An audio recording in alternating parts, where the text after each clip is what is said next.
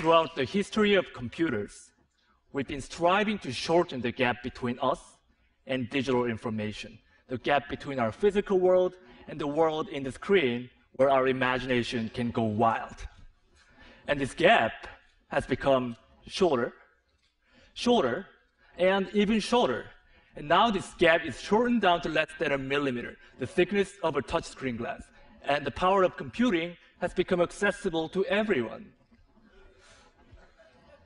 But I wondered, what if there could be no boundary at all? I started to imagine what this would look like. First, I created this tool which penetrates into the digital space. So when you press it hard on the screen, it transfers its physical body into pixels. Designers can materialize their ideas directly in 3D, and surgeons can practice on virtual organs underneath the screen. So with this tool, this boundary has been broken. But our two hands still remain outside the screen. Then how can you reach inside and interact with the digital information using full dexterity of our hands? At Microsoft Applied Sciences, along with my mentor, Katie Blanche, I redesigned the computer and turned a little space above the keyboard to a digital workspace. By combining a transparent display and depth cameras for sensing your fingers and face, now you can lift up your hands from the keyboard and reach inside this 3D space and grab pixels with your bare hands. Because Windows and files have the position in the real space, selecting them is as easy as grabbing a book off your shelf.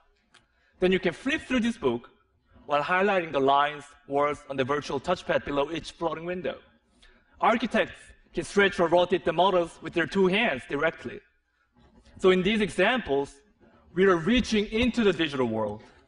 But how about reversing this role and having the digital information reach us instead? I'm sure many of us have the experience of buying and returning items online, but now you don't have to worry about it. What I got here is an online augmented fitting room. This is a view that you get from head-mounted or see-through display when the system understands the geometry of your body. Taking this idea further, I started to think, instead of just seeing these pixels in our space, how can we make it physical so that we can touch and feel it? What would such a future look like? At MIT Media Lab, along with my advisor Hiroshi Ishii and my collaborator Remy Post, we created this one physical pixel.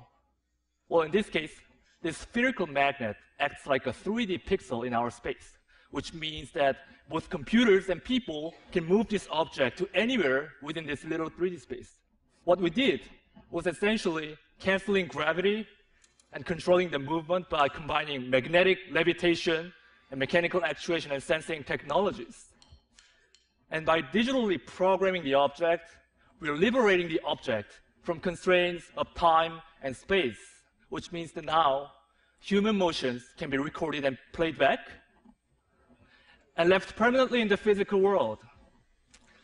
So choreography can be taught physically over distance, and Michael Jordan's famous shooting can be replicated over and over as a physical reality. Students can use this as a tool to learn about the complex concepts such as the planetary motion, physics. And unlike computer screens or textbooks, this is the real, tangible experience that you can touch and feel, and it's very powerful.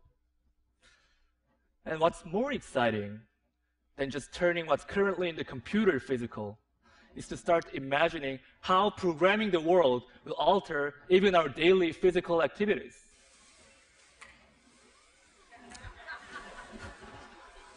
As you can see, the digital information will not just show us something, but it will start directly acting upon us as a part of our physical surroundings without disconnecting ourselves from our world. Today, we started by talking about the boundary.